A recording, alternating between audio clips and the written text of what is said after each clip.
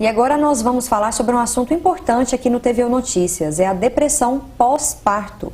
A psiquiatra Ana Carolina Chaves Alúcio está aqui comigo no estúdio para a gente entender o porquê que isso acontece. Boa noite, Ana Carolina. Boa noite. Muito obrigada novamente pela presença aqui no TVU Notícias. Obrigada a vocês.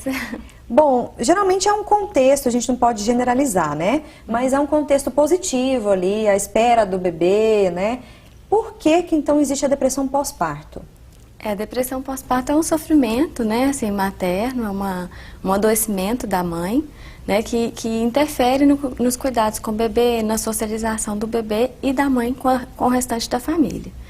É uma patologia, né, não é uma coisa normal, mas é muito frequente, né? Então, o que a gente pede para sempre, quando diagnosticado, né, que seja encaminhado, né, porque é isso que interfere diretamente no prognóstico da doença, né, é o diagnóstico rápido, né, e o tratamento adequado, né, para aquela mãe e para o bebê, para que essa relação se estabeleça de uma forma mais natural possível. Agora, quais são as causas, doutora Ana Carolina? Tem a predisposição genética ou não necessariamente? Né, um histórico? Vamos explicar direitinho para quem está assistindo. Não precisa ter a questão genética envolvida, né? Assim, a gente não tem uma causa estabelecida, né? Então a gente entende a depressão pós-parto como um conjunto de fatores, né, biológicos, sociais, da vida daquela gestante, né, e da questão também genética, né, assim, que pode estar envolvida sim. A gente tem fatores de risco, né, como a falta do apoio para a gestação, né, a falta do apoio tanto do companheiro quanto da família, a questão do parto, se foi um parto difícil ou não, né, a amamentação, ela está ou não conseguindo amamentar. Então, assim, é um momento realmente um momento muito esperado, né, assim, pelas famílias, né? Pode não ser também, né, como um caso de uma gravidez, né, que veio de surpresa, e que isso também é um fator de risco, né, quando a mulher não consegue se preparar, a família não está estruturada para receber aquele bebê. E isso tudo tem um impacto, né? Pode ser fatores de risco para a pessoa desenvolver a depressão pós-parto. A gente tem que falar então de fatores de riscos, não uma causa pré-estabelecida, né, doutora Ana a gente Carolina? não tem a causa ainda. Uhum. Agora, a questão hormonal pode interferir? A questão dos hormônios, né, a gente, existe sim, né, até tem algumas linhas de estudo que falam com relação às disfunções hormonais de tireoide, né, que está ligado à depressão, seja ela pós-parto ou não. E então tem a questão mesmo do hormônio, porque mexe, né? A gestação mexe, o parto mexe muito com os hormônios da mulher. Então a gente tem assim, nos primeiros dias, né, do pós-parto, a gente tem uma questão da melancolia, né, que também é conhecido como baby blues.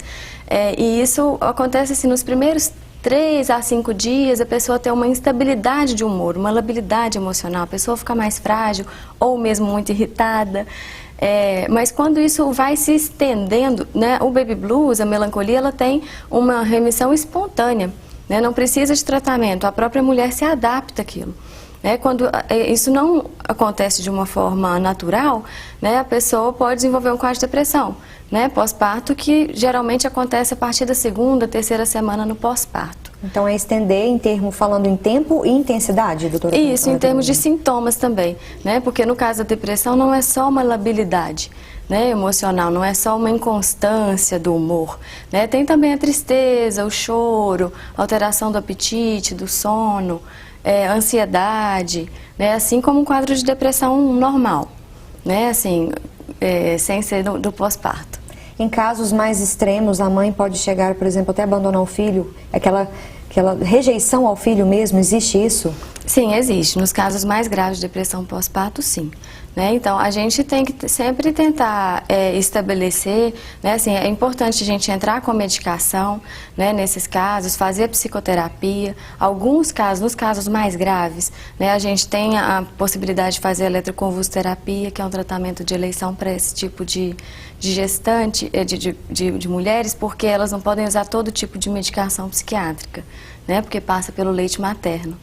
Né? Mas assim, usar uma medicação que possa se amamentar, né, para que tenha ali a relação, o processo da amamentação é muito importante, tanto para a mãe quanto para o filho, para a construção desse laço, né, para que a mãe se coloque na posição de mãe, né, do cuidado, e que ela possa passar por cima disso, né, desse quadro. Agora, qual o indicativo, então, de que a mãe deve procurar, né, ajuda? Já é importante observar na gestação, doutora?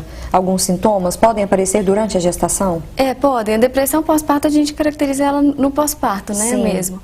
Mas o que hoje em dia tem se estudado, e até um estudo americano agora recente, estava falando da gente fazer uma triagem, né? E essa triagem seria feita ainda na gestação, né? Para ver quais são as mães que têm uma possibilidade de desenvolver essa depressão pós-parto.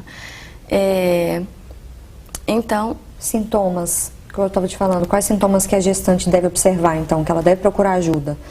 Já chegando no parto também, né? Porque já é caracterizado como pós-parto. Eu acho que a gente tem que tentar, assim, ser o mais sincero, né? Não entender isso como não sou uma boa mãe, né? Assim, ter vergonha, porque é muito comum. É natural, né? E isso é natural, né? Que isso aconteça. E a pessoa não tem culpa disso, não é menos amor, né? Então, assim, quanto mais rápido a gente cuidar disso, né? Assim, logo que aparecer alguns sintomas, né? Assim, passou de 2 semanas, esses sintomas continuam ali, essa tristeza, o choro, né? Vontade de ficar sozinha, né? De não cuidar.